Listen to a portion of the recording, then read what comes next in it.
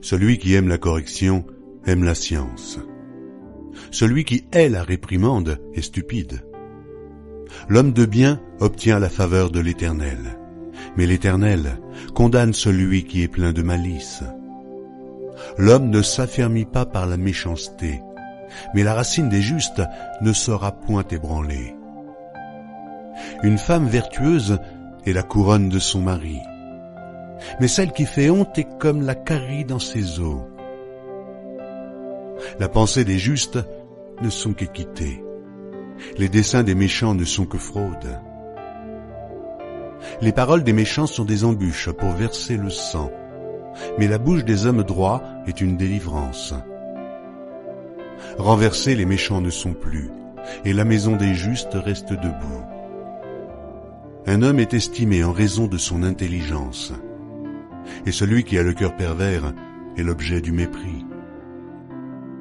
Mieux vaut être d'une condition humble et avoir un serviteur, que de faire le glorieux et de manquer de pain.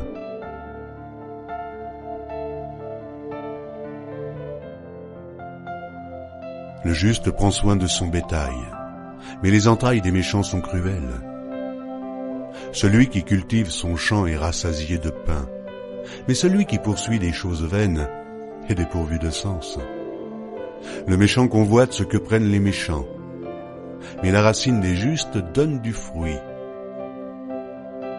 Il y a dans le péché des lèvres un piège pernicieux, mais le juste se tire de la détresse.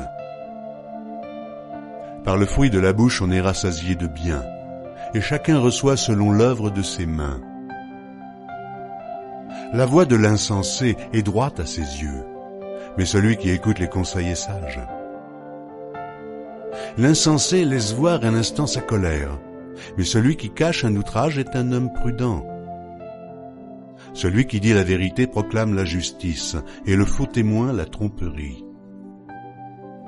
Tel qui parle légèrement blesse comme un glaive, mais la langue des sages apporte la guérison.